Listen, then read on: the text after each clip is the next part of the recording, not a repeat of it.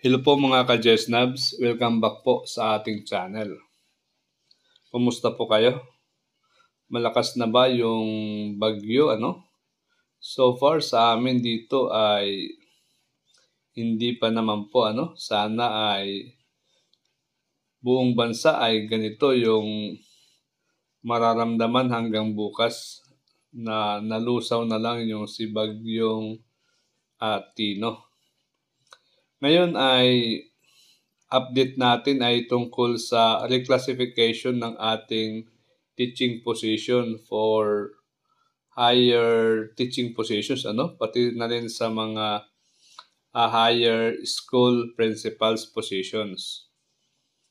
Medyo may nabasa lang ako ditong isang regional memorandum, na meron palang tinatawag na request for staffing modification. So ito ay tungkol sa submission of request for staffing modification for FY 2025. Nakalagay dito na yung DBM daw ay mayroong advisory sa regional office na ito, sa Region 8, with the subject submission of request for staffing modification for FY 2025. So ano bang nakalagay dito? So relative thereto, the school division superintendents are advised on the cut-off date of submission of application for reclassification, realignment, conversion, and retitling of items to the Department of Budget and Management through this office, which is November 17, 2025. So yan po yung nakalagay dyan, na yung DBM dito sa Region Eastern Visayas ay hanggang November 17 lang sila for this year. Pero sa ibang region, hindi natin alam, So this is despite doon sa DepEd order na until November 30. So ano bang good news dyan or bad news? Okay, mamaya meron akong naisip na magiging good news po yan. Tingnan po natin yung advisory ng DBM. Ito po yung advisory ng DBM, Sabi dito, atensyon yung HRMO admin officer, So ito yung topic niya ay submission of request for staffing modification for FY 2025. So ano ba yung staffing modification, Ito na po yung mga for promotion, So nakalagay dito na in connection with the agreement reached between DBM at saka DepEd sa the same region, the deadline set for the submission of request for staffing is not later than November 17, that is Monday. Pero yung mga date na yan, baka mas nauna yan kaysa doon sa DepEd order number 34, at saka 24. So, nakalagay dito, all requests submitted by the set deadline must comply with the following requirements to facilitate prompt processing of said request. So, each endorsement letter from DepEd Regional Office shall cover no more than 30 positions per request for staffing modification. So, baka ito yung sinasabi nila na by batch, na yung regional office natin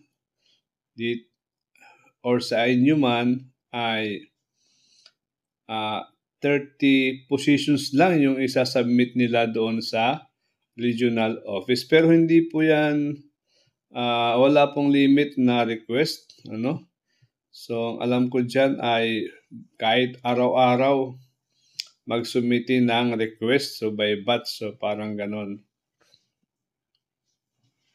At saka ito yung mga requirement na isusumiti ng ating mga nasa regional office. At syempre, yan din ay isinusumiti ng ating division office sa region. Yung nakalagay dyan ay ERF. Siyempre, hindi na ERF yung ginagamit ngayon. Iba na. Ibang form na yung RFTP para sa teachers at RFSPP para sa principals. Ito po yung mga staffing modification na isusumiti. Number 1 ay for reclassification of positions of DepEd due to approve ERFs. At siyempre, meron na ngayon ECP na expanded career progression na po ngayon.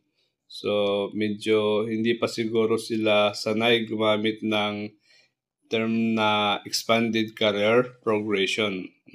Reclassification through ECP.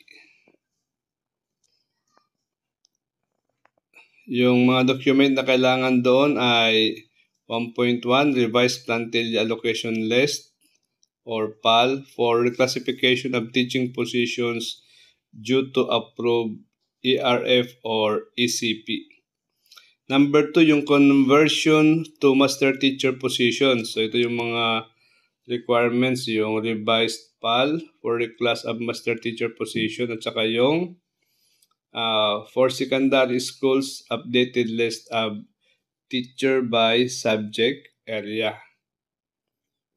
Para naman sa mga school head, ayan, revised PAL for classification of school head positions. Revised PAL for classification of school head positions by academic or subject area. Okay? Now, nakalagay dito na DepEd Schools Division Offices shall ensure that applicants for master teachers secondary are listed in his or her core subject and the updated list of teachers by subject area in the said school. Please be reminded of the responsibility of DepEd Regional Office 8 to ensure that sufficient funds are available to cover payment of the salary differential of the endorsed request for staffing modification. Siyempre, sa regional office ay sinasabihan din yung superintendent na dapat merong availability of fund. Pero mga ka-GESNABs, despite the deadline na November 17 na binigay ng DBM sa region na ito, ay yung DepEd Regional Office ay hindi nag-set ng deadline.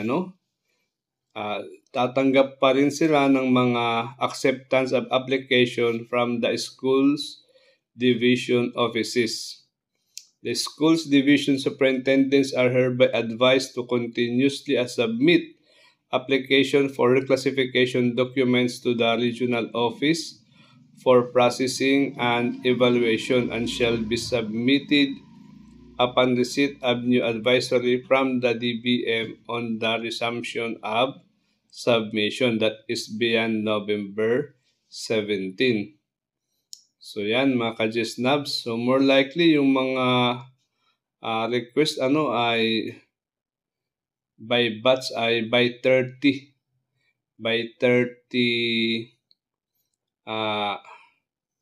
teachers and principal. Kasi yun lang ang ibibigay doon sa